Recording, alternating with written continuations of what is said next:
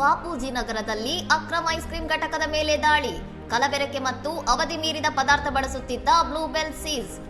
ವಿಶ್ವಾಸಾರ್ಹ ಮಾಹಿತಿ ಆಧಾರದ ಮೇಲೆ ಎಚ್ಫಾಸ್ಟ್ ಮತ್ತು ಆಹಾರ ಸುರಕ್ಷತಾ ಅಧಿಕಾರಿಗಳ ತಂಡ ಅನಿರೀಕ್ಷಿತ ತಪಾಸಣೆ ನಡೆಸಿ ಪರವಾನಗಿ ಇಲ್ಲದೆ ನಡೆಯುತ್ತಿದ್ದ ಘಟಕವನ್ನು ಪತ್ತೆ ಹಚ್ಚಿದ್ದಾರೆ. ದಾಳಿಯ ವೇಳೆ ಘಟಕದ ಮಾಲೀಕ ಪಟ್ಟಲ್ ಅಶೋಕ್ ಎಂಬಾತನನ್ನು ಬಂಧಿಸಲಾಗಿದ್ದು, ಈತನ ಮೇಲೆ ಬಿಎನ್ಎಸ್ ಕಾಯ್ದೆಯಡಿ ಮುಷಿರಾಬಾದ್ ಪೊಲೀಸ್ ಠಾಣೆಯಲ್ಲಿ ಪ್ರಕರಣ ದಾಖಲಿಸಲಾಗಿದೆ. ಈ ಘಟಕದಲ್ಲಿ ಅನನಾಸ್ ಮತ್ತು ಸೀತಾಫಲದ ಸುವಾಸನೆಗಾಗಿ ಅವಧಿ ಮೀರಿದ ಕೆಮಿಕಲ್ ಹಾಗೂ ಹಾನಿಕಾರಕ ಸಂಶ್ಲೇಷಿತ ಬಣ್ಣಗಳನ್ನು ಬಳಸಿ ವಿವಿಧ ಫ್ಲೇವರ್ನ ಐಸ್ ಕ್ರೀಂಗಳನ್ನು ತಯಾರಿಸಲಾಗುತ್ತಿತ್ತು. ಅತ್ಯಂತ ಅಶುಚಿತ್ವ ಪರಿಸರದಲ್ಲಿ ತಯಾರಾಗುತ್ತಿದ್ದ ಸುಮಾರು 1.75 ಲಕ್ಷ ರೂಪಾಯಿ ಮೌಲ್ಯದ ಕಲಬೆರಕೆ ಐಸ್ ಕ್ರೀಂ ಉತ್ಪನ್ನಗಳು ಮತ್ತು ಕಚ್ಚಾ ವಸ್ತುಗಳನ್ನು ಅಧಿಕಾರಿಗಳು ವಶಪಡಿಸಿಕೊಂಡಿದ್ದಾರೆ.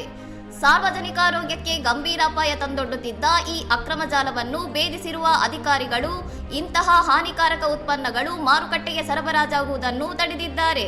ಇನ್ನಷ್ಟು ಸುದ್ದಿಗಳಿಗಾಗಿ ನೋಡ್ತಾ ಇರಿ ಸೌರಂ ಟಿವಿ.